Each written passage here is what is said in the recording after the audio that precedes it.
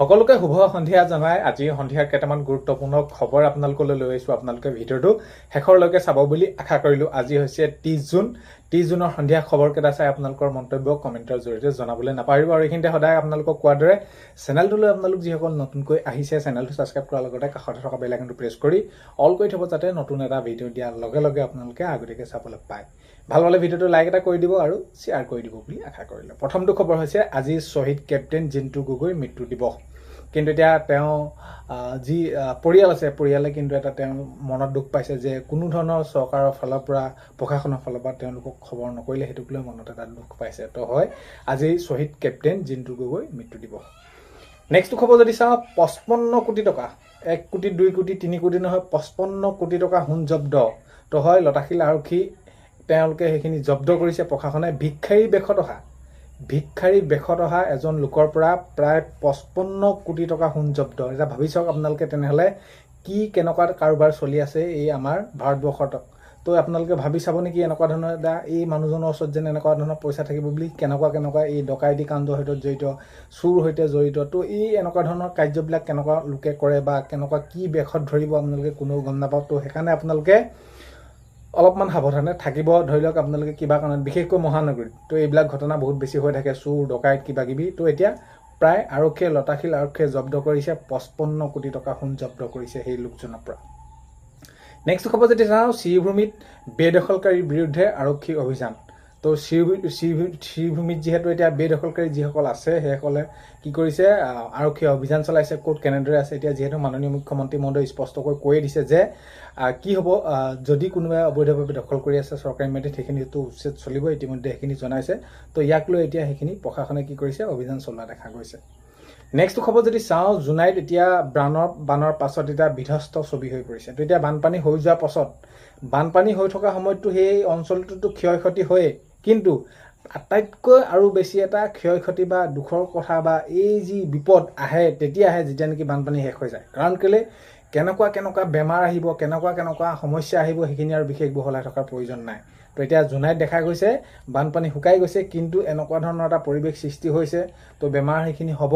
তো এইখিনিক লৈ চৰকাৰে পিছে পদক্ষেপ লৈছে আৰু আগন্তুক সময়তো এইখিনি কাম কেনেদৰে এইখিনি সমাধান কৰিব পাৰি সেইখিনি ব্যৱস্থা গ্ৰহণ কৰিছে। কিন্তু কথাটো হ'ল যে এই সময়ছোৱাত আপোনালোকে অতি সাৱধানে থাকিব, বিশেষকৈ খোৱা বোৱা থকা। কাৰণ কেলৈ এই এনেকুৱা সময়ৰ পাছত মহ দাহ গোন্ধ দুৰ্গন্ধ চব ফালৰ পৰা।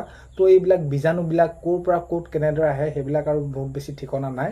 তো এইটো সময়ত আপোনালোকে সাৱধানে থাকিব। তেতিয়া জোনাইত দেখা গৈছে বানৰ পিছত এখন বিধ্বস্ত ছবি।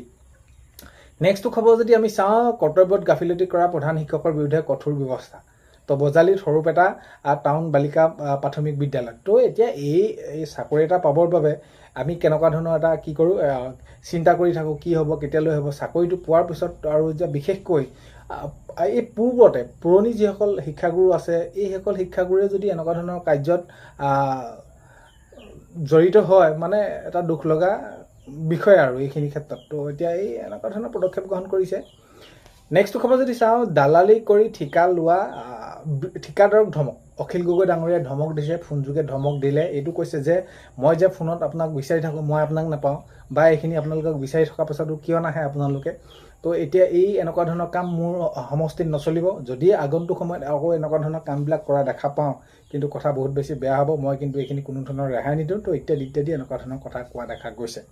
তো এতিয়া দালাল কৰি ঠিকা লোৱা ঠিকাদাৰসকলৰ বিৰুদ্ধে এইখিনি ধমক দিয়া দেখা গৈছে। নেক্সট খবৰ যদি চাওঁ বান গ'ল কমা নাই বিভীষিকা। তো হয় একেবাৰে তছনছ কৰি পেলালে কৃষকৰ সপোন। তো এতিয়া যিসমূহ আমি যদি চাওঁ তেনেহ'লে কৃষকে যিসমূহ এইটো সময়ত এতিয়া শাওণ পাবহি, শাওণৰ সময়ত সেইখিনি ৰোপণ কৰিব, ৰুব। তো এইটো সময়তে যদি বানপানী হয় বা তেওঁলোকে যিটো আশা সেইখিনি কামবিলাক কৰিছিলে, তো এনেকুৱা এতিয়া যিটো বানপানী হৈ গ'ল এইটো বানপানী একেবাৰে শেষ কৰি পেলাইছে কৃষকৰ সপোন। নেক্সটটো খবৰ যদি চাওঁ বাজেট অধিৱেশনলৈ বহুত এটা বেছি দিন নাই, মাজত মাত্ৰ আৰু কেইটামান দিন। আৰু যিহেতু এবাৰ বাজেট অধিৱেশন প্ৰায় 21 দিনকৈ হ'ব, এইখিনি কথা মাননীয় মুখ্যমন্ত্ৰী মহোদয়ে জনাইছে। আৰু 6 তাৰিখৰ পৰা বাজেট অধিৱেশন অনুষ্ঠিত হ'ব। আৰু বাজেটত যাতে এইটো কথা কৈছে আমি যিসমূহ ৰাইজক প্ৰতিশ্ৰুতি দিছিলোঁ সেই অনুসৰি আমি সেইখিনি পালন কৰিবলৈ চেষ্টা কৰিম। আগন্তুক 26 বা 27 বৰ্ষৰ বাবে কি কেনেদৰে কৰিব পাৰোঁ। তো এতিয়া বাজেটলৈ মাজত মাত্ৰ কেইটামান দিন। নেক্সট খবৰ যদি চাওঁ, মিয়াই দখল কৰা বৰপেটা গোবিন্দপুৰত চলিবনে উচ্ছেদ? এনেদৰে তেওঁলোকে যিসকল স্থানীয় লোক আছে সেইসকলে তেওঁলোকে প্ৰশ্ন কৰিছে। যিহেতু মাননীয় মুখ্যমন্ত্ৰী মহোদয়ে এইটো কৈছে যে 1 ইঞ্চি যদি কোনোবাই বেদখল কৰি আছে চৰকাৰী মাটি সেইখিনি আমি উচ্ছেদ কৰিম। কিন্তু এটা কথাটো হ'ল যে এই যি মিয়াই দখল কৰা বৰপেটা গোবিন্দপুৰত চলিবনে উচ্ছেদ এনেকৈ প্ৰশ্ন কৰা দেখা গৈছে। নেক্সট খবৰ যদি চাওঁ, বনাঞ্চলৰ ভূমিত থাকিব নোৱাৰিব কোনো লোক। এনেদৰে গুৱাহাটী উচ্চতম ন্যায়ালয়ে তেওঁলোকে সেইখিনি নিৰ্দেশনা দিছে, বনাঞ্চলৰ ভূমিত কোনো লোকেই থাকিব নোৱাৰিব। কাৰণ কেলৈ এইটো এতিয়া ইতিমধ্যে মাননীয় মুখ্যমন্ত্ৰী মহোদয়ে জনাইছে যে এই আমাৰ যিসমূহ বনাঞ্চল আছে, সত্ৰ মাটি আছে, এইখিনিত কোনো আৰু থাকিব নোৱাৰিব অবৈধভাৱে, সেইখিনি জনাইছে।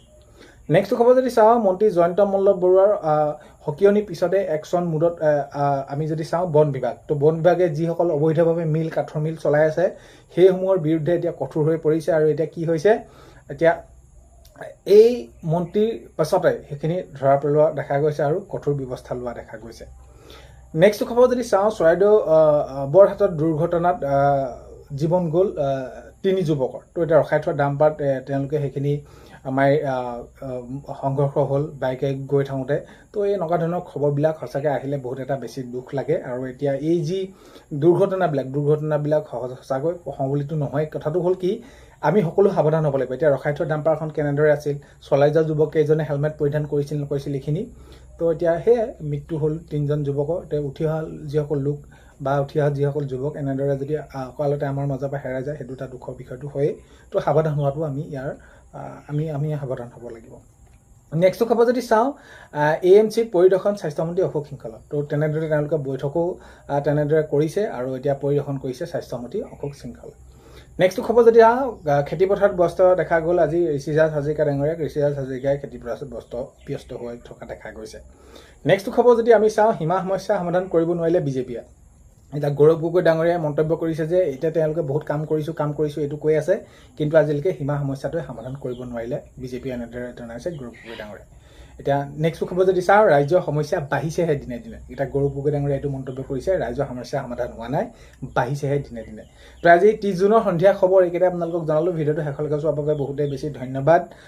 আজিলৈ ইমানেই। আপোনালোকক চেনেলটো ভিডিঅ' প্ৰথমতে কোৱাৰ দৰে চেনেলটো যিসকল আপোনালোক নতুনকৈ আহিছে চেনেলটো ছাবস্ক্ৰাইব কৰাৰ লগতে কাষতে থকা বেল আইকনটো প্ৰেছ কৰি অল কৰি থ'ব, যাতে নতুন এটা ভিডিঅ' দিয়াৰ লগে লগে আপোনালোকে আগতীয়াকৈ চাবলৈ পায়। আজিলৈ ইমানেই, অন্য এটা ভিডিঅ'তে লগ পোৱাৰ আশাৰে বাই।